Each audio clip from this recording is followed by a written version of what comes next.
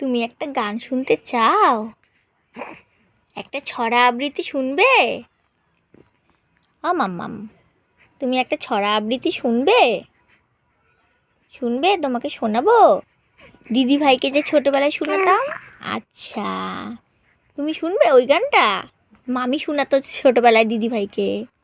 তুমি ওই গানটা শুনবে? তুমি গান শুনতে ভালোবাসো না বলো?